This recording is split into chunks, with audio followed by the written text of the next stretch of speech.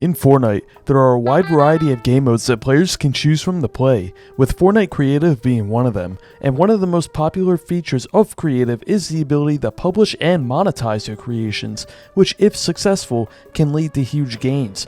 And over the years, many maps have been taken down for violating Epic's guidelines, with a set few of these instances going viral, from copyright issues to rampant racism to even maps created by the military. These are creative maps Epic Games shut down.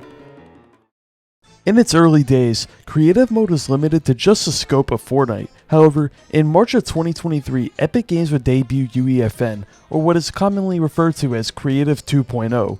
UEFN differed from the regular creative mode in that it was not limited to just assets in Fortnite.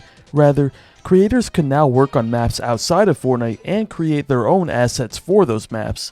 While this was revolutionary for Fortnite's evolution as a game, it has led to many issues over the years. The first of the issues that arose with UEFN was the use of copyrighted assets to create maps. Due to the nature of how UEFN was marketed, many creators took it as a green light to start to recreate their favorite gaming experiences within Fortnite. This began when a creator by the name of Miss Jawa published a map recreating Rust from Call of Duty Modern Warfare 2. Not long after publishing this map, Miss was sent the DMCA takedown notice from Activision, the developer of Call of Duty. While the takedown was understandable, this was still upsetting to the community. Many shared their appreciation for the map, and some even made jokes about how kids in their basement can make better maps than Activision. Myst would later take to Twitter to confirm the news and to state that they would no longer be making maps using materials subject to copyright. But that wasn't all for map recreations. In that same week, a UEFN version of the map Toad Harbor from Mario Kart 8 was made by Lucas7 Yoshi. Now, while this map was never published, it brought to light another controversial side of this situation. You see, players could also be punished for just so much as sharing any of this material on social media. In the replies in the tweet below, an Epic developer chimed in and seemed disappointed. While the situation is unfortunate, it is reasonable for Epic Games to do this. Many game developers out there are notorious for how they handle their assets being used in fan creations. While this obviously means legal stipulations for the creators themselves, Epic also bears responsibility for this too. So for their own legal protection, it is best they take these maps down. However, it doesn't seem that Epic is policing this as of now, as many maps currently available in Creative right now blatantly use copyright protected assets. While Epic's moderation is definitely at fault, the sheer amount of maps uploaded every day make this a tough task. But what about assets Epic Games themselves own? Well, interestingly, Epic took a pretty hardline stance on this as well. Even before UEFN officially released, many creators began to ready their teams in order to be the first ones to recreate specific OG maps. However, once Epic caught wind of this, they didn't seem to take too kindly to it.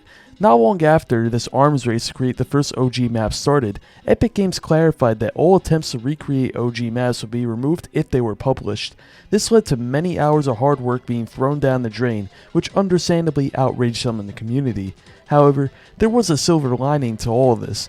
Epic Games acknowledged the effort that many were putting to recreate the Chapter 1 map, so they granted an exception to the Chapter 1 map specifically. While all maps still couldn't be monetized, they were no longer subject to takedown and could be freely uploaded. This decision seemed to pay off in the long run, as these maps were extremely popular, and it is likely that the proliferation of these maps is what motivated Epic Games to bring back older Fortnite maps in the form of OG seasons, taking the game to new highs. And you guys can help me take my channel to new highs by liking and subscribing if you so wish.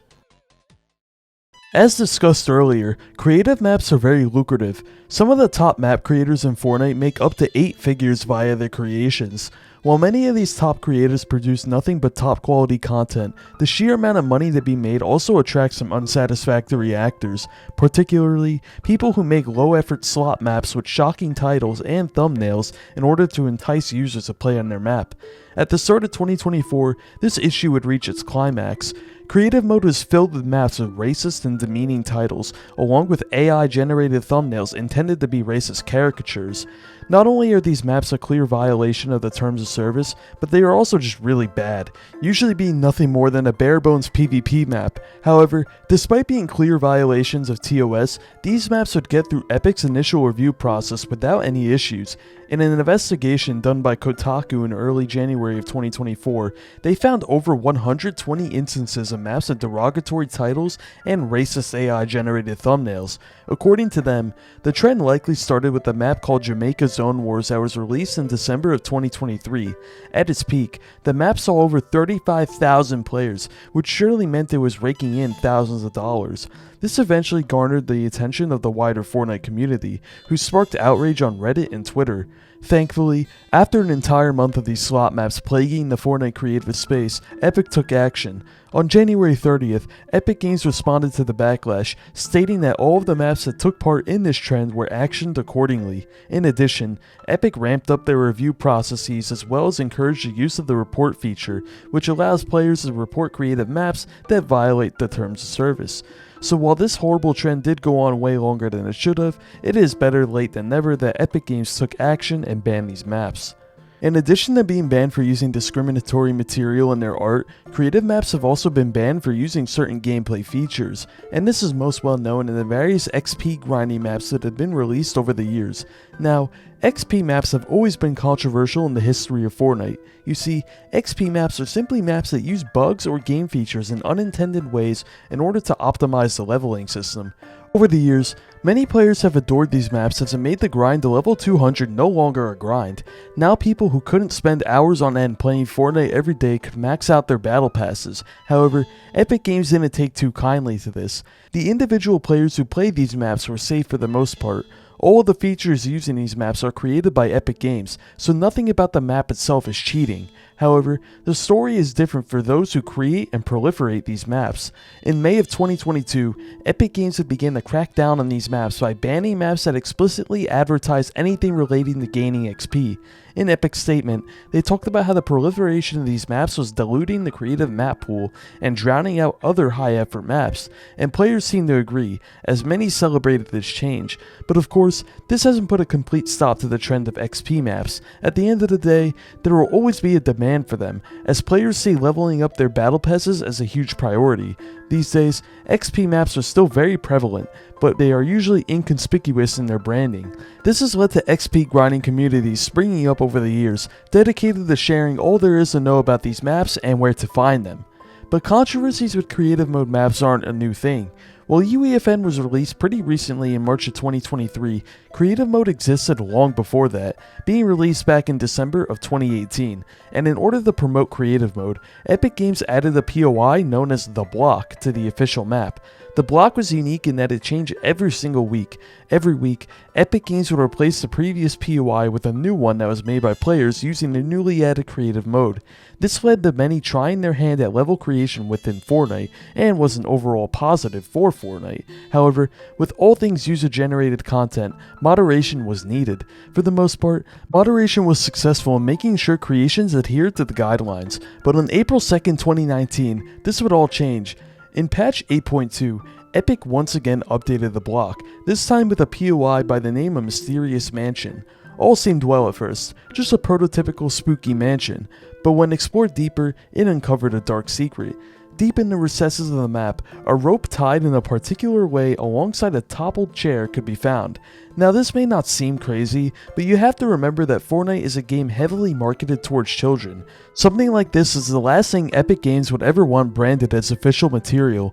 Not long after the map was added, it was swiftly removed from the game and replaced by a different map. Luckily, despite the setbacks from this incident, the block continued to exist as a POI and even made a return in later chapters.